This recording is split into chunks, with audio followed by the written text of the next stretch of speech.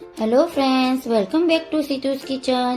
આજે આપણે બનાવીશું ગરમીઓમાં પીવાની મજા પડે એવો એકદમ નવો ઠંડો ઠંડો મિલ્કશેક. ક્યારેય નહીં પીધો હોય અને એકદમ ટેસ્ટી એવો છે, ડ્રાયફ્રૂટથી ભરપૂર એવો છે.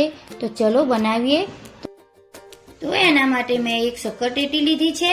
જે એનો ઇવન ભાગ હોય એ નીચે રાખીશું અને જે આડો અવળો થોડો ઉપરનો ભાગ હોય એ આ રીતે કટ કરી લઈશું.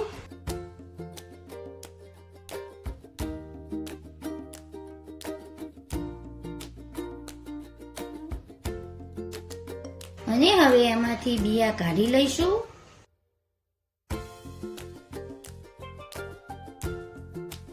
ટેટી એકદમ પાકી હશે તો આ રીતે બિયા ઇઝીલી નીકળી જશે.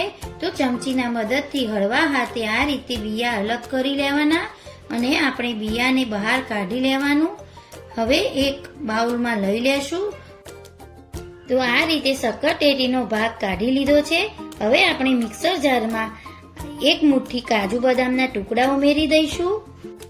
જે આપણે મસ્ક મેલનનું મિશ્રણ છે એ આપણે મિક્સર જારમાં ઉમેરી દઈશું. 2 થી 3 સ્કૂપ વેનીલા આઈસ્ક્રીમ ઉમેરી દઈશું અને અડધો કપ જેટલા બરફના ટુકડા ઉમેરી અને આપણે એકદમ સ્મૂથ એને કરી લેશું. તો મેં કરી લીધો છે. હવે સર્વિંગ માટે જે શક્કરટેટીનો છાલનો ઉપરનો ભાગ હોય એમાં આપણે શક્કરટેટીના ટુકડા સાથે થોડા કાજુ બદામના ટુકડા મેં 2 ભાગ કરી લીધા છે અને આપણે જે મિલ્કશેક બનાવ્યો એ લઈ લેશું. ઉપરથી આપણે આ રીતે 1 સ્કૂપ આઈસ્ક્રીમનું મૂકીશું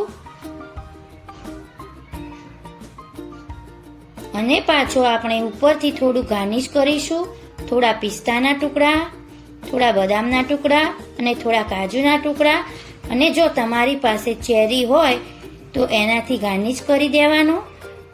તો આ રીતે ઠંડો ઠંડો મસ્ક મેલન મિલ્કશેકને સર્વ કરો. બાળકોથી લઈને મોટાને બધાને બહુ જ ભાવશે અને એકદમ સિમ્પલ છે. માત્ર 5 મિનિટમાં બની જાય એવો આ મિલ્કશેક જરૂરથી ટ્રાય કરજો. મારી રેસીપી ગમતી હોય તો લાઈક, શેર અને સબસ્ક્રાઇબ કરો. Thanks for watching video. Bye, take care, આવજો.